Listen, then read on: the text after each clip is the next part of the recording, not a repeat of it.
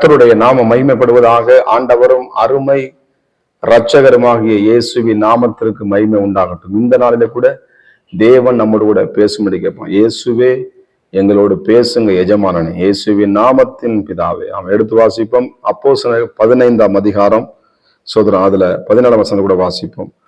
நான் இதற்கு பின்பு திரும்பி வந்து விழுந்து போன தாவீதின் கூடாரத்தை மறுபடியும் எடுப்பித்து அதிலே பழுதாய் போனவைகளை மறுபடியும் சீர்படுத்தி அதை செவ்வையாக நிறுத்துவேன் என்று இவைகளெல்லாம் செய்கிற கர்த்தர் சொல்லுகிறார் என்று எழுதியிருக்கிறது. கர்த்தருக்கு விழுந்து போன கூடாரத்தை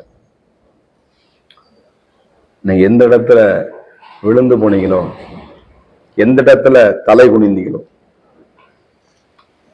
விழுந்து போன வாழ்க்கையை, விழுந்து போன உங்க சரீரத்தை, விழுந்து போன சோத்திரம், அந்த ஆசீர்வாதத்தை மறுபடியும் தேவன் உங்களுக்கு திரும்ப கொடுக்க வல்லமையுள்ள தேவனாக இருக்கிறார். தாவீது ஒரு பாவங்களை செஞ்சு என்ன பண்ணா, அந்த 51ஆம் சங்கீத வாசனை அந்த பாவம் செஞ்சு என்ன பண்ணா, விழுந்துருவான். ஆனா அந்த பாவத்தை விழுந்துட்டுன்னு சொல்லி அவனுக்கு தெரியல. நாத்தான் தீர்க்கதரிசி அவன்கிட்ட சொல்லும் பொழுது சோத்திரம். அப்ப இந்த கூடாரம் என்ன? நம்முடைய வாழ்க்கை ஒரு கூடாரம், நம்முடைய சரீரம் ஒரு கூடாரம். இந்த கூடாரத்துக்குள்ள இயேசு வாழுகிறார். சோதரன் அந்த கூடாரத்தை என்ன பண்றான், இதயத்துக்கு ஏற்றவனா அந்த தாவீது கூடாரம் என்ன பண்ணுச்சுங்க, பாவம் செய்து விழுந்து போயிடுச்சு. மறுபடியும் எடுத்துக்கிட்டு சாத்தியமா? அவர் ஒரு ராஜாவா தேவன் ஆகியிருக்கிறார். அவர் ஏன்னா எதை வேணா மறக்கலாம், எதை வேணா பண்ணலாம், எதை வேணா செய்யலாம். ஆனா என்ன பண்ணல, தேவனுக்கு முன்பாக மறைக்கல. ஆண்டவரே நான் விழுந்து போன பாவிதான், நான் பாவி, நான் ஒரு புழு ஆண்டவரே, நான் ஒரு பாவி ஆண்டவர்னு சொல்லி தேவனுடைய சமூகத்துல சாஷ்டாங்கமாய் விழுகிறான் அந்த தாவீது ராஜா. விழுந்து போன இடத்துல கர்த்தருக்கு மகிமை உண்டாவதான். இன்னொன்னு பாத்தீங்கன்னா அந்த அப்சலோம் தாவீது என்ன பண்றான், துரத்துற வெளியே வேலியான்மான என்ன பண்றான், என்ன சொல்லி நம்ம ராஜபதி விட்டு துரைச்சு அவன் வெளியே அனுப்புறாங்க. எவ்வளவு சங்கடப்பட்டு போல. சரி அவங்க தூசிக்கிட்டோம், அவன் தூசி தேவன் தூசிக்கும்படி அவன் தலைமலை ஏற பண்ணினான். தலைமைலாம் நீ நடந்து போயிட்டாங்களா? அந்த எவ்வளவு காயப்படுறது பாருங்க, எவ்வளவு வேதனையா இருக்க பாரு. பெத்த பிள்ளையே அப்படி பண்ணும் பொழுது கர்த்தருக்கு ஸ்தோத்திரம் உண்டாவதான். விழுந்து போன ஆனா தாவீது அவனை மறுபடியும் தேவ சமூகத்திலே மனம் திரும்பி அந்த சங்கீத புஸ்தகம், தேவனே நீ நியாயந்திருக்கும் பொழுது என் பாவத்தை இப்ப நான் அறிக்கை எடுக்கிறேன். சுத்த இருதயத்தை, என் இருதயம் கெட்டு போச்சு, என் கூடாரம் விழுந்து போச்சு, என்னை மறுபடியும் கட்டி எழுப்புங்க ஏசப்பா கஞ்சி கதறுகிறான். எனக்கு அருமையான தேவ பிள்ளைகளே, விழுந்து போன இடத்தை நீங்க பாருங்க. எந்த இடத்துல நம்ம சரகமா அதான் விழுந்து போன கோடாரி எங்கே விழுந்தது? தாவீது விழுந்து போனதை சரி செய்து ஒப்புரவாகி தேவ சமூகத்தில் வருகிறான். ஆண்ட வாழ்க்கையில அவனை ஆசீர்வதிக்கிறான். மறுபடியும் கூடாரத்தை கட்டி தாவீதினுடைய கூடாரத்தை நிலைக்க பண்ணினார். அவனுடைய சிங்காசனத்திலே ஆஸ்வதித்தார், நிலைத்திருக்க பண்ணினார். தாவீதுடைய சிங்காசனம் நிலைத்திருந்தது. தாவீது வீரனாகிய ஆபிரகாம், ஈசாக்கு, யாக்கோபின் தேவன் நம்ம வாழ்க்கையில எந்த இடத்துல இந்த எலிசாவுடைய வேலைக்காரன் அந்த கோடாரி தவறி தண்ணியில விழுந்துருது, ராவலாய் விழப்பட்ட அந்த கோடாரி தண்ணியில விழுந்தது. அப்ப எலிசா சொல்றாரு, விழுந்த எந்த இடத்துல நீ காமி.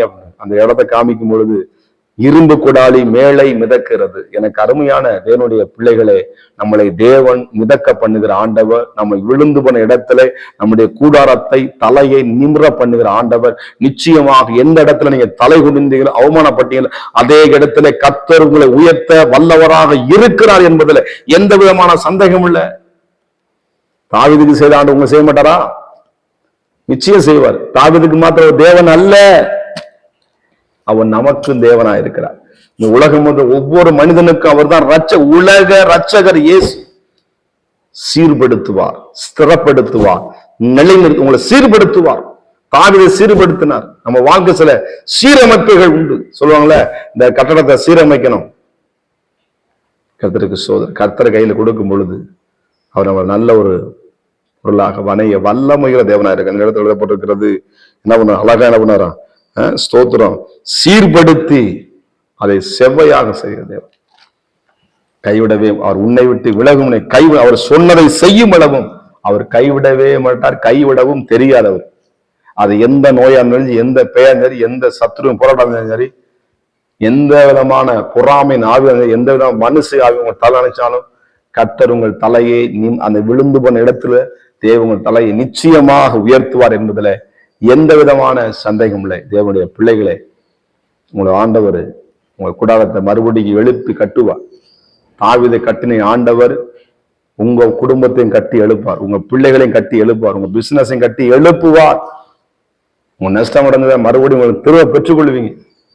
உங்களை சீர்படுத்துவார். தேவ கரத்துல ஒப்புக்கூட நடவை சீர்படுத்துங்க. என் வாழ்க்கை கரைதரையற்ற வாழ்க்கையா, அறிக்கை செய்து விட்டு விடுகிற வாழ்க்கையாக, பாவத்தை அறிக்கை செய்து விட்டு விடுகிறனும். என்னுடைய வார்த்தையை நான் உட்கொள்ளி அதனின்றி நடக்க எனக்கு உதவி செய்யுங்க. மனம் திரும்புவதற்கு ஏற்ற ஒரு வாழ்க்கை வாழ உதவி செய்யுங்கப்பான்னு சொல்லும் பொழுது உங்க கூடாரத்தை எழுந்து கட்ட தேவன் வல்லமையுள்ள தேவனாக இருக்கிறார். சோமனுமா பரிசுத்தமும் கிருபை நிறைந்த நல்ல தகவல் நாளுக்காக நன்றி. எங்களோடு பேசினீங்களப்ப அதற்காக ஸ்தோத்திரம். இயேசுவின் நாமத்தின் பிதாவே, ஆமென். God bless you. கர்த்தர் உங்களை ஆசீர்வதிப்பாராக.